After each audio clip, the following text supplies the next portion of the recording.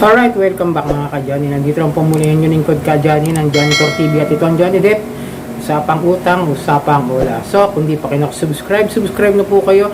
Like, share nyo na rin yung mga videos natin dyan at hit nyo yung notification bell para updated po kayo lagi sa mga videos na ginagawa natin mga ka-Johnny. So, pang ilang araw nating update dun sa na-raid ng mga OLA.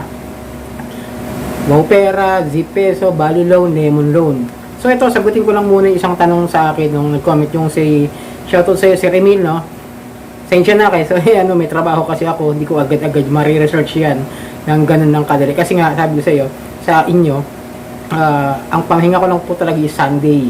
Ngayon, syempre, gusto ko rin makapahinga na maayos pag kaya di ako masyadong basta-basta nagre-research kasi syempre kailangan ko ng pahinga ng katawan. Pero, paunti-unti nahanap ko yung tanong nyo na kung isa po ba yung kung isang kumpanya lang po ba yung Lemon Loan tsaka yung Lemon Cash. Ang search ko, pagkaka-research ko is walang lumalabas sa Google Play. Wala rin sa website. Ngayon kung saan nyo po natatanggap yung sinasabi nyo na pag loan nyo rin sa Lemon Loan, ay ang lumalabas na binabayaran nyo is kung Lemon Cash, maaring iisa lang nga yan. Underground lang po yan. Kumbaga pang front lang ni Lemon Loan yan na kung sakaling may magreklamo nga sa Lemon Loan, tulad nga niya, na-raid na, si Lemon Cash ang ipopront nila. Kunwari, hindi kami yun nangaharas. Kasi meron kaming other collection agency. Pwede na sabihin collection agency nila yan, yung Lemon Cash. Para sabihin na yun yung nangaharas. Kumbaga parang sila yung gagawing scapegoat ng mga OLA na yan. And ang problema na raid nga yung Lemon Loan, at yun nga, kinumpis ka nga yung mga gamit, yung mga gamit na computer, yung mga kung ano-anong kailangan nila para sa investigasyon at dadalhin sa PNP Camp Crame. Nilinawin ko PNP po yun ng raid, hindi po NBI. Dadalhin po yan sa anti-cybercrime group doon sa Camp Crame. Nakapunta naman na po kami dyan Kami kasi iba po yun ng raid, hindi po NBI yun, PNP. Okay, iba kasing ahensya yan, pero isa lang trabaho yan. Pero pagkaibang ahensya, PNP po yun ng raid. And then, doon po i-investigahan niya ng mga pulis, ng kapulisan. Siyempre, sa forensics lahat yon. Yung mga, kung mapapatunayan nga na talagang Lemon Loan, o Lemon Cash. Pero tingin ko, sir, iisa lang yan.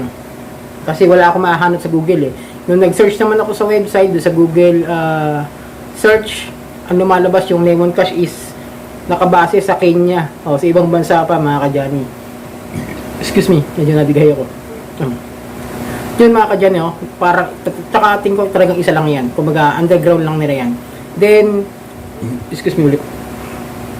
Bastos.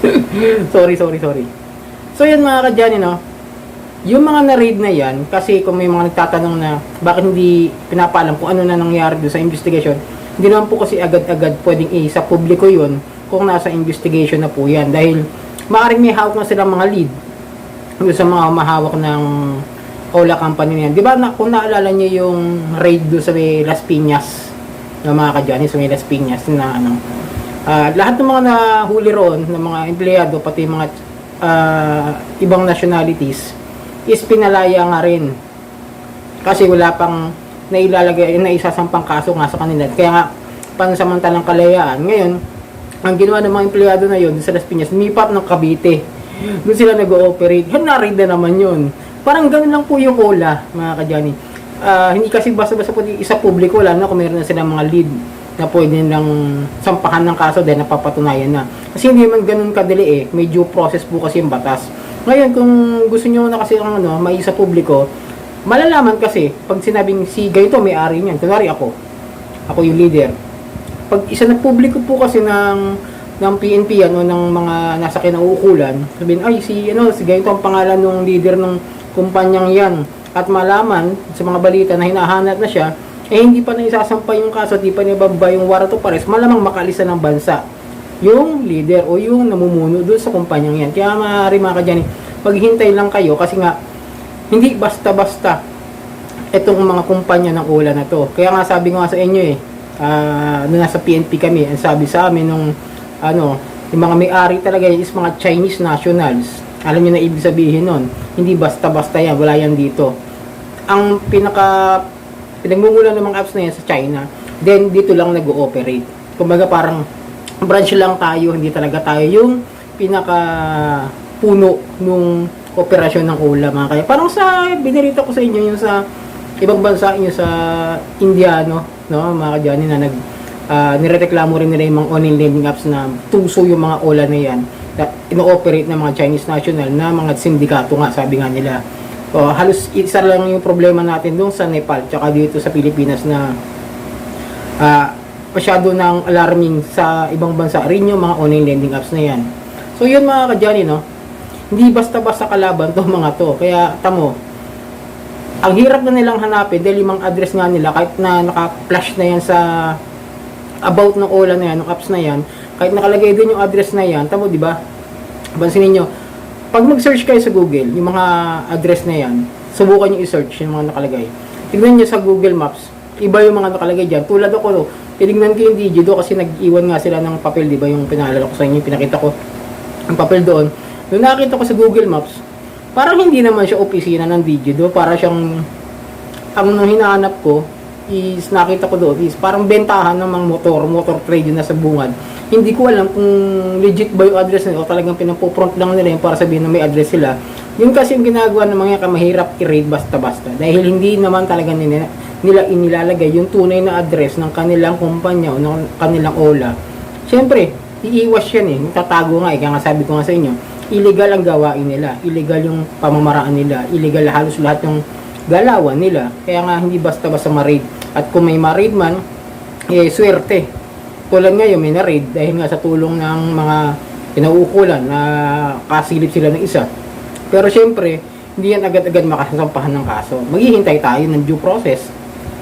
Yun lang medyo maano lang kasi nga mahirap basta-basta mag-imbestiga. Kung mamaya, hindi, example ko lang, kunwari ako tulad namin, diba, na-raid kami. Hindi kami pwedeng basta-basta sampahan ng kaso dahil wala naman kami talagang kinalaman doon sa kung naging problema nung may-ari ng kumpanya pinapasukan ko noon. Kasi ang problema lang naman ng kumpanya pinapasukan ko noon is wala lang ISO, DTI, tsaka ICC na sticker. Kaya hindi basta-basta pwedeng sampahan ng kaso yung mga empleyado. Maliban na lang kung talagang gumagawa na talaga kami ng illegal katulad nila. Ngayon, ilang proseso pa yan, kaya makakalaya pa rin sila. Ayun, absuelto yung mga agent at yung OLA company. Pero, under investigation. Ngayon, hindi na pwedeng sirain yung may magtatanong na bakit hindi ipakita yung mga computer isirain para wala na maging access doon sa mga tawag sa mga nakakahiram. Ito yun eh.